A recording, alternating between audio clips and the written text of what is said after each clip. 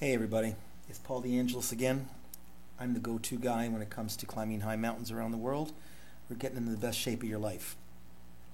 When it comes to one of the questions I get regarding what's it like on a summit day on Mount Kilimanjaro, and my answer is most likely it'll be the toughest thing you've ever done, physically, emotionally, and mentally at that time. Because you're in the moment of this unknown situation. You don't know how you're going to respond. And the real reason for this unknown factor is the altitude. The altitude plays in part to, will I be able to make it? Am I strong enough? How will I adapt? It's all about the adaptation. And what you have to do is trust in the past, because that's all we really have. And so all that preparation work that, as a guide, provide to you, all the months and the weeks and the days leading up to the trip, and then how we actually do it, which I've covered in different videos. We do it very uniquely on Kilimanjaro, very uniquely in the sense that there's so many different subtleties that it's going to set you up for success. But at some point on a summit day, it's going to be questions that you're going to have to answer that are going to creep up on your end.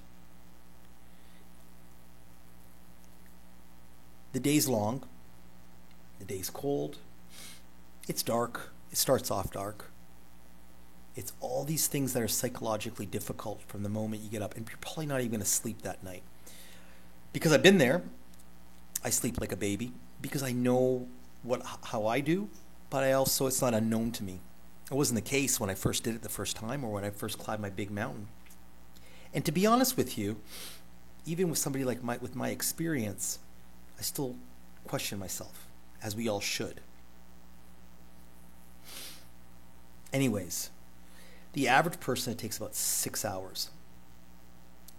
It's not difficult terrain. There's frustrating terrain. The frustrating part comes into the monotony, okay? And this is the one thing I think we all need to understand when it comes to climbing and how it's symbolic of life, because it's how we do the boring consistently well. How we eat, how we sleep, how we work, how we are with others.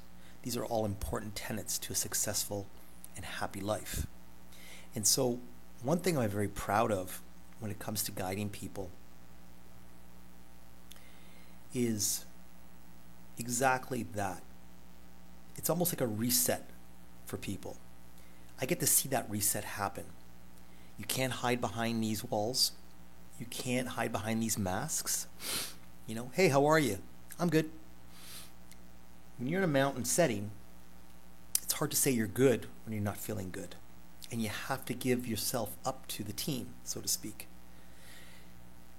Because one thing I always tell every group, I always say,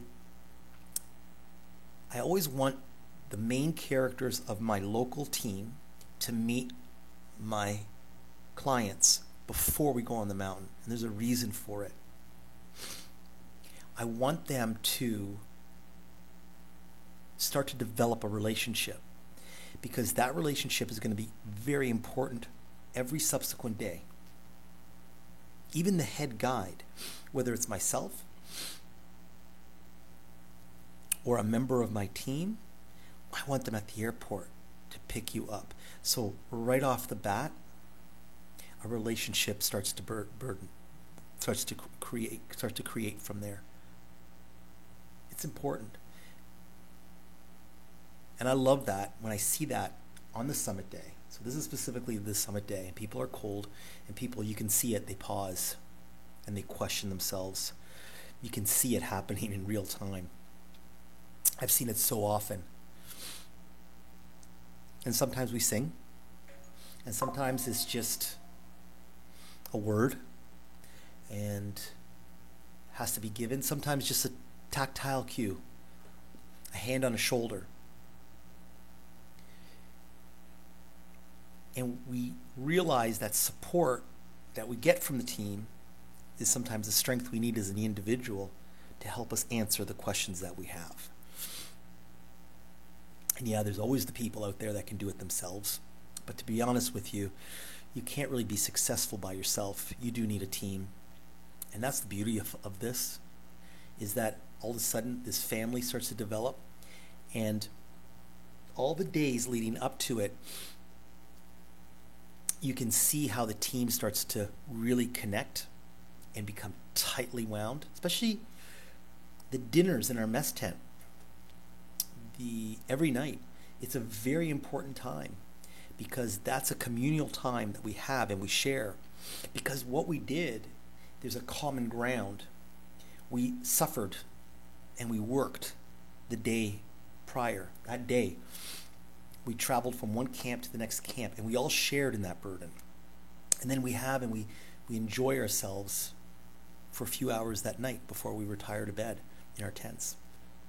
And so there's all these little details that come into play in the course of 1 week. And I'll tell you this confidently, one of the most difficult things is the goodbyes at the end. And I know this is about a summit day, but these are all parts of a summit. Because you can't enjoy the summit without the steps prior, the days prior, the weeks prior. These are all parts of it. And I always tell people, if you couldn't answer the question that came up during a summit day and you had to turn around, I'm not talking about for safety, but you chose to turn around for whatever reason because of the difficulty, you weren't prepared. You didn't follow the steps necessary. You didn't put the time and the effort in. And that's the truth of the matter. And so that's where I will always tell people, this is not, I will never sugarcoat this trip. It's a wonderful trip, but it's something that really shows the reality of how we live with nature, how insignificant we are compared to the mountain. Because the mountain doesn't change whether we're a woman, a man, black, white, what our religious denomination, political party. It doesn't matter. It doesn't matter. And it's funny because I really see that when it comes on the mountain as well. And when you share trials and tribulations with team members, the bonds that are created supersede the BS that we have in our world and what we hold on to and to separate into different factions and beliefs in our world. And I think experiencing a trip like this and getting to that summit day is huge for the individual to overcome your own demons, but also to show you how you fit into a tribe, so to speak. You know, even a group of 10 people that are coming from different parts of the world and they converge on Mount Kilimanjaro might be supported by 30 people, 30 plus people on the team. So you see how vast the group actually can be. So anyways, I wanted to share that story with you guys. And, like, subscribe, share it with somebody.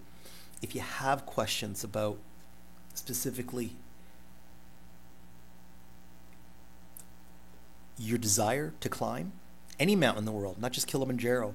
I share Kilimanjaro stories because it's the most popular mountain on the world. It's available to the majority of people. It's doable by the majority of people if you put the time and the effort in. So reach out to me. My information is down below in the comment section. Comment on the video. Ask questions. I'm happy to answer. And hopefully I'll see you and we share some time together. Thank you.